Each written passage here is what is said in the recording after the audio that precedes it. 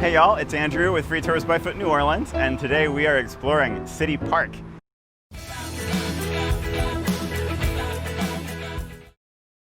This is off the beaten path for most visitors. Most of the stuff you tend to see is over on the riverfront, the French Quarter, the Garden District. We're a couple miles away from that now. City Park itself is gigantic, full of art, full of nature. It's all of this, but we right now are at this corner and we're going to be focusing on stuff pretty close by. Most of the main attractions are within a walking distance right here around the streetcar stop and the New Orleans Museum of Art. So we're going to start off going in by Big Lake. We're going to see the New Orleans Museum of Art, the Besthoff Sculpture Garden, and there's even a Café du Monde for us to check out. All that coming up. Come on. If you're thinking about a visit to New Orleans, post your questions in the comments. And if you've been here before, post your favorite memories and help those folks out. It is a warm August day, y'all, and we are benefiting from the shade of some crepe myrtle trees. These are one of the decorative trees you see everywhere in New Orleans. One of the things you get a lot of in City Park is native plants. These aren't, but they're one of our favorites. And they are called crepe myrtles because they have this thin papery bark that flakes off certain times of the year, and they get these popcorny flowers that are out right now, bloom a couple times a year. We're under a corridor of those and some live oak trees. We'll see a whole lot more of these later in more splendid form, but we got a massive, really great one over here. Some of our favorite people in the park are live oak trees.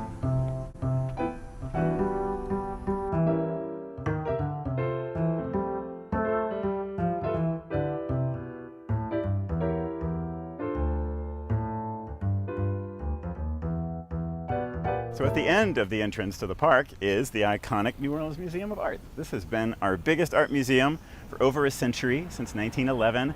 Great place to go for modern American art, African, Asian, variety of different collections, rotating shows as well, and they do some fun live music events on Wednesday afternoons. Great place to get in out of the heat at a time like this, but there's a ton to see around it. This is a great just point of orientation, even if you don't plan on actually going inside. Let's go over to Big Lake.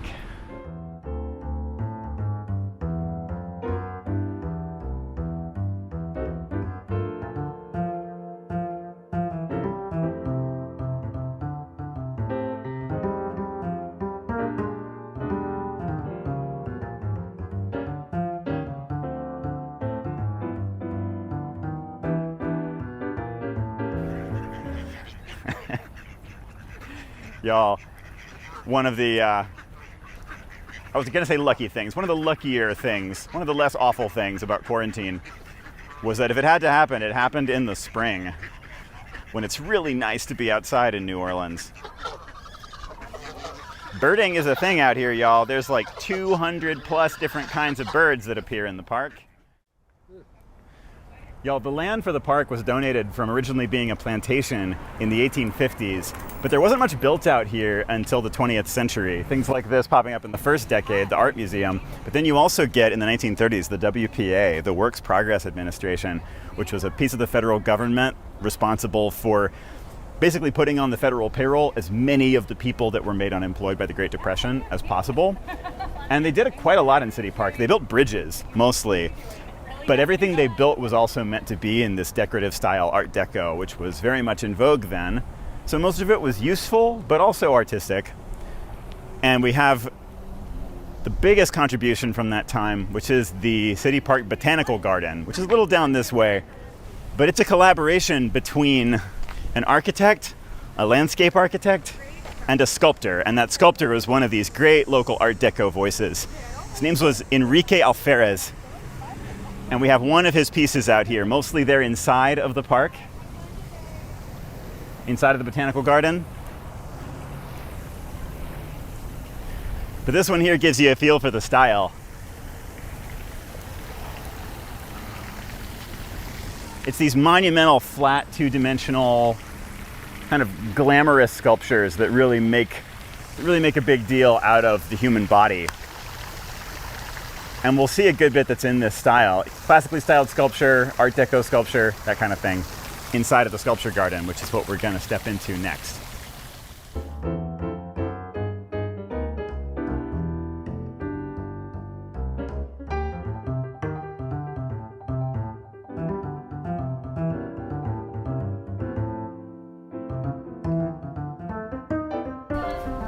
good. How's it going?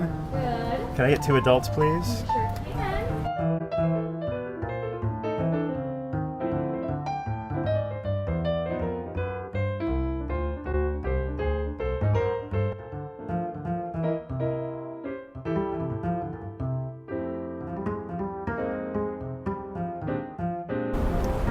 We've got a piece from a much larger sculpture by Auguste Rodin, famous for The Thinker.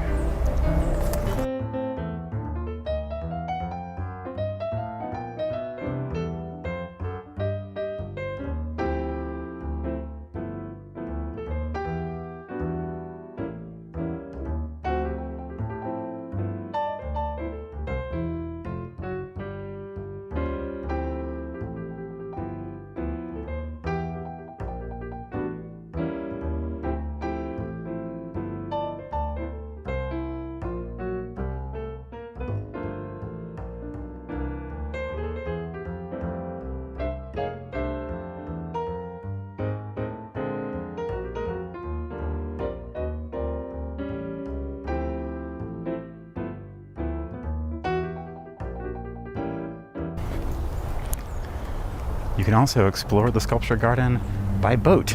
Can't see very many of the sculptures from up close, but the lagoons extend from Big Lake and run underneath the bridges out here. So this can be a very different angle on the whole thing. And the nature alone of this space makes it worth trying to boat through. Across the bridge here, we got one of the more memorable and definitely photographable sculptures out here, which I'll let speak for itself.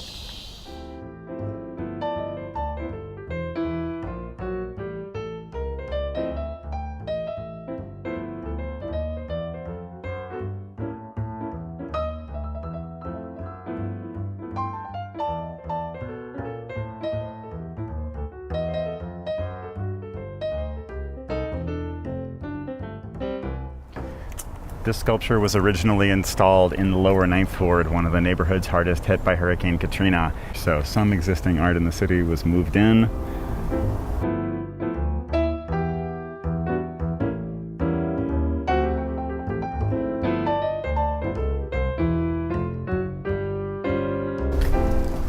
And while generally the sculptures are made not to be touched, some of them actually are meant to be interactive. This one is built to be a bell.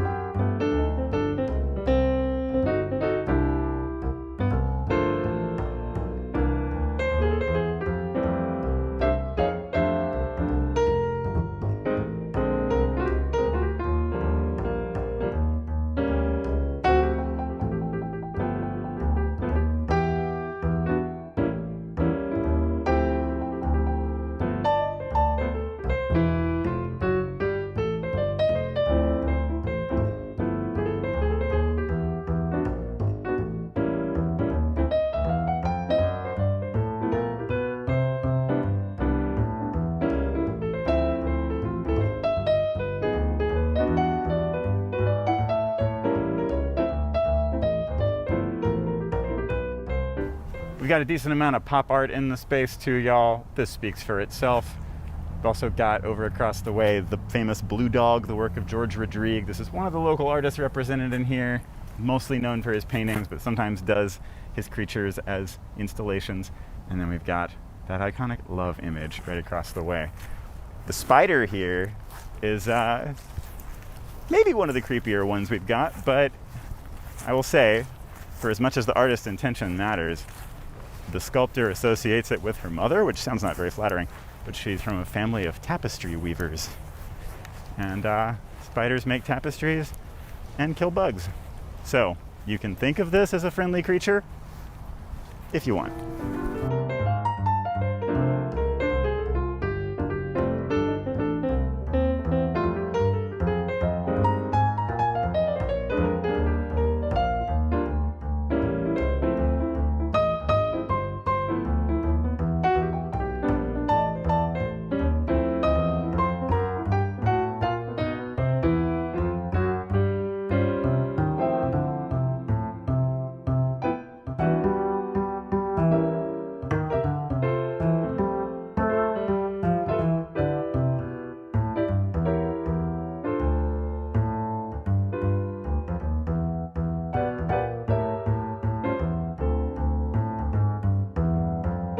The spirit of the sculpture garden, y'all, is really about this combination of existing nature, newly added nature. You have irises all along the back here, which in spring will be in bloom in a ton of different colors. It's a native plant of Louisiana. And a lot of kinetic sculpture, stuff that's gonna move with the wind or that's gonna interact with you coming through in some way. It's really meant to be a space that you can change by being here.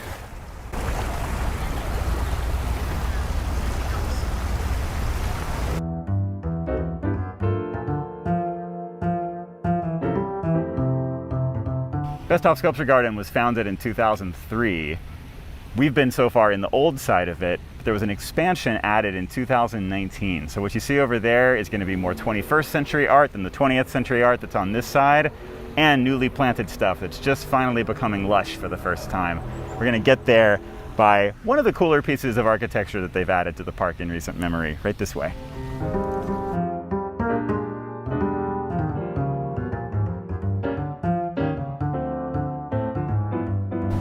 We're going underwater.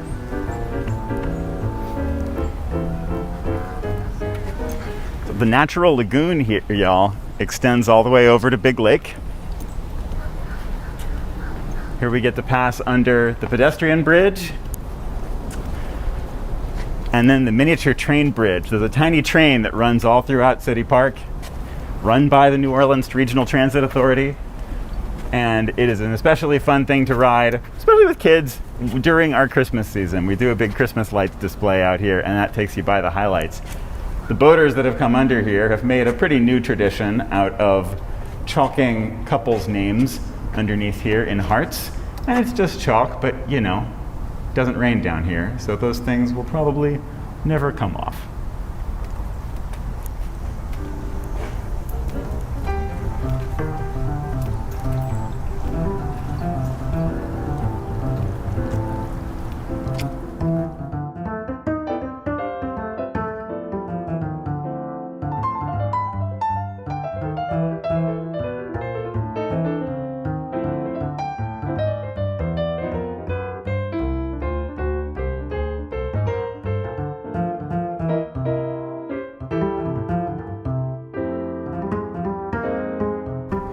On this new side of the park, the creators were especially conscientious to use existing nature, both stuff that was already here, like the live oak trees, and things native to the area, like swampland grasses, bald cypress, tree commonly seen here that most of the French Quarter is built out of, and this saw palmetto. This is stuff that would be super thick in the natural swamps of Louisiana. You can imagine the ground being covered in these things and it being extremely difficult to navigate.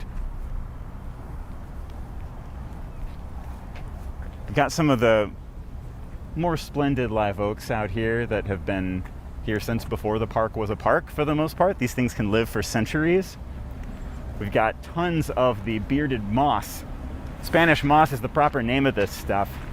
It's not even actually moss. This stuff is more closely related to bromeliads than it is to moss.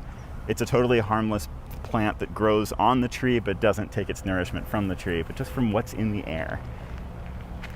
The trees themselves, because they live so long, they have really flexible wood, and that's what helps them last through the hurricanes that hit us on a regular basis. And it brings the branches to eventually lay themselves down on the ground like you see with the ones here. In this case, it's arching over an artificial creek bed. You see a lot of ways for us dealing with stormwater out here. Artificial creek beds are one way to direct the stormwater that we're going to get a ton of no matter what happens. This area did flood during Katrina, some of the park did, and we lost about 2,000 of these live oak trees because of standing water and intensity of winds. Another thing that you'll see a lot of in the area around New Orleans to take care of stormwater is rain gardens, spaces that are specifically meant to grow plants that can do really well in standing water. So, as rainwater pools over on the road, it'll be released into a sort of cultivated ditch, go under a bridge, and eventually feed out into the lake. But along the way, it feeds all these plants in here, which in turn can filter the water and have it go cleanly into the ground, and it nourishes all the things around it by letting the groundwater have somewhere to linger for a little while.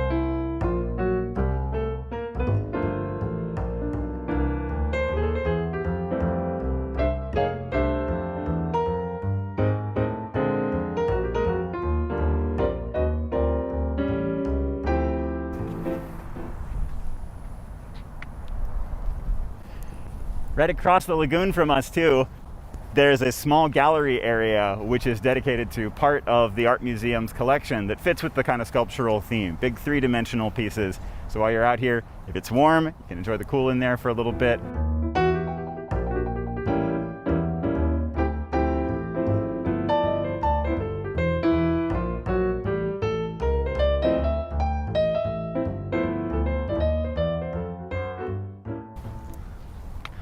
This is an example, y'all, of art made not even by an artist originally, but by engineers. We had a giant Mississippi River flood in 1927, and the result was that the U.S. Geological Survey produced a series of maps showing how the Mississippi moved over time. This is an artistic adaptation of it, but you can see the white band representing the river of today, and each different color represents where the river went in a different era. So the river has moved constantly, and in fact, the bayous right here around the park are former routes of the Mississippi, or places where the Mississippi broke its banks and left a still waterway behind.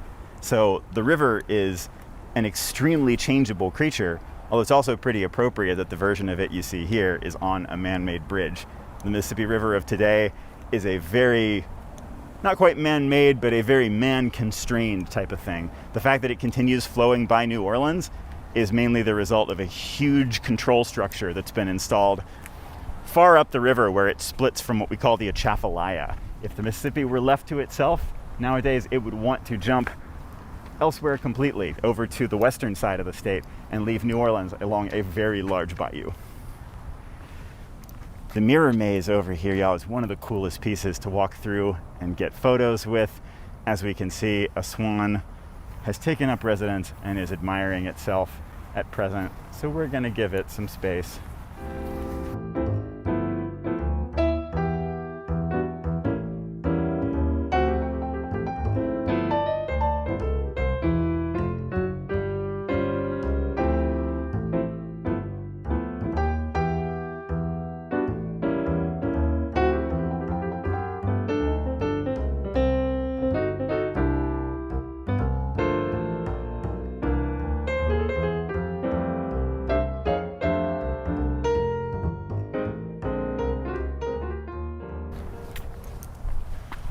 Got a sculpture by Frank Gehry, who you may know for his architecture. He designed the Guggenheim Museum, lots and lots of other very distorted, non-traditional structures besides, that are a look, compared to most well-known buildings, about as much as this looks like a bear.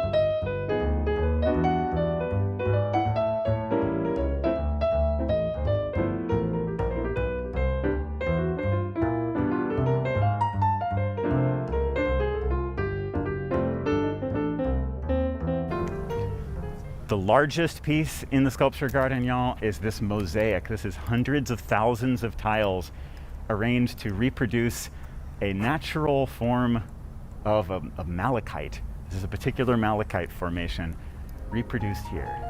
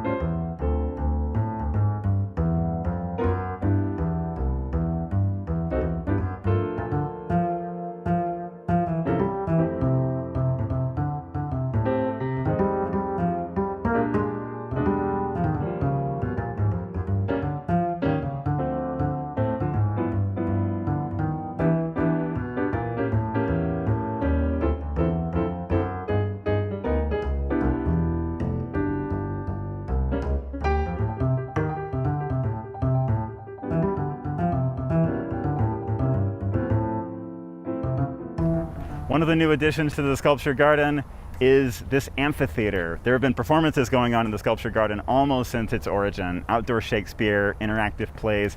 This has made a specific audience space for those and guarantees they will always have at least one spectator.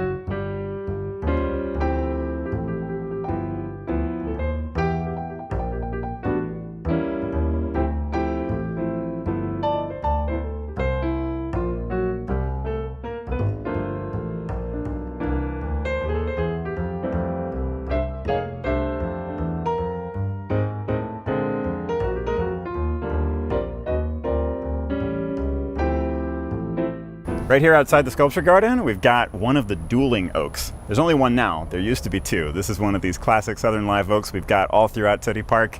The two that used to be here side by side were the popular place in the 19th century for young Creole men who were angry about something to come and fight it out with guns or more often swords.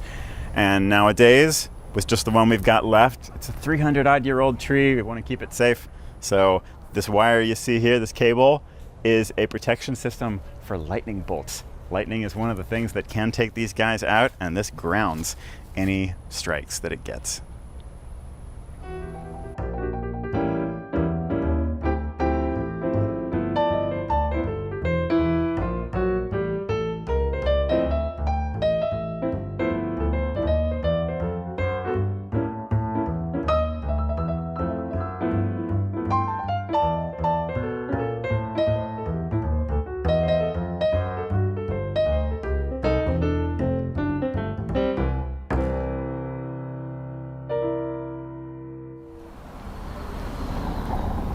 Maybe your last stop in City Park, y'all, or possibly your first, is Café du Monde. If you've been here before, you might be surprised to hear this is the Café du Monde. Up until very recently, this was another coffee and beignet shop called Morning Call, which for some of us was a favorite above and beyond Café du Monde. But back in 2019, for much of the year in the newspaper, you could follow the saga of different companies bidding on who was going to get to control this building in this great spot.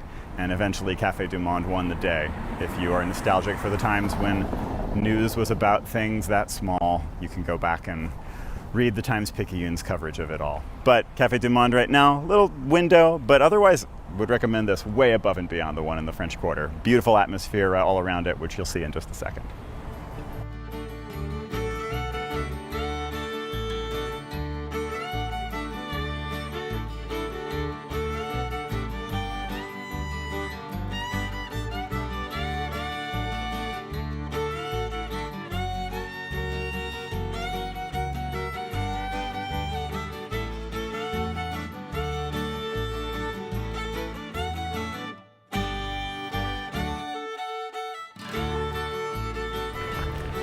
Right by Café du Monde is Bayou Metairie. Right now we're on an island in the bayou that has a classic 19th century style pigeonnier. This is a space you would have set up on the grounds of a plantation or any kind of big house. This used to be a plantation, the Ayar plantation, before it got turned into a park.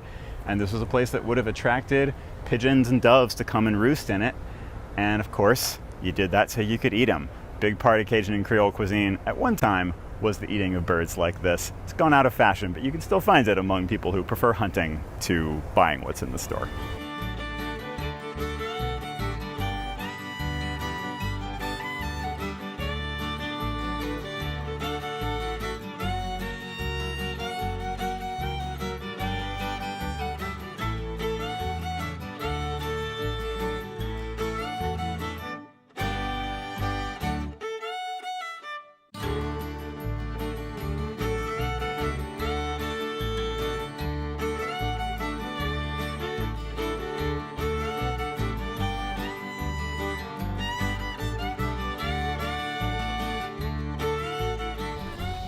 Come on down this way so we can see all this.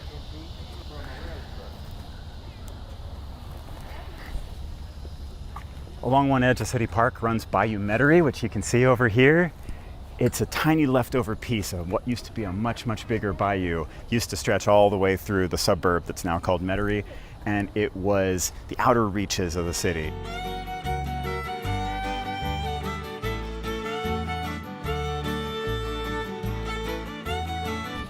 We're among the oldest live oak trees in the park now, y'all, and the one over here, the massive one with the concrete mending a giant split in it, is probably the oldest in the park. It's definitely one of the biggest, and it's about 800 years old is the best guess. This is called the McDonough oak, and you can see they just keep growing and growing, and these ones, the branches have bowed down so much that they've been, in order to prevent further splits, supported with crutches. We saw the Spanish moss earlier. Here you can see the stuff called resurrection fern, just these green pieces here. It's been pretty rainy recently, so these are in great shape right now, but if they go a little while to where they get dry, they'll curl up and turn brown. Looks like they've died. Water falling on them will rehydrate them and they'll spring right back to life. So the name resurrection fern comes from them being able to at least appear to die and be reborn over and over and over again like that. Any of us who grew up in Louisiana, we love climbing these trees. I will recommend against climbing this particular one and City Park itself, a place where you might get called down out of a tree if you spend much time in it, but the branches coming down to the ground will create a lot of temptation.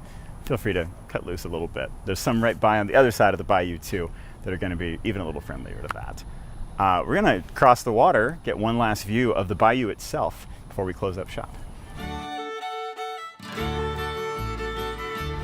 So Bayou Metairie here, y'all. Mentioned earlier, a bayou is a either leftover piece of a previous track of a river, or it's a piece of a river that has burst out of its banks and created basically the shape of a river but without moving, and it's freshwater. So this is the kind of space where you're going to find a lot of the wildlife we're associated with: water birds, alligators, though probably not in this one. You got to go deeper in the park to see that. I'm talking about the middle third of the park, where there's a lot less people and a lot more nature, specifically a couple of nature preserves called Scout Island and Couchery Forest. You can walk to them, but they're completely surrounded by water, and alligators, for the most part, don't like people.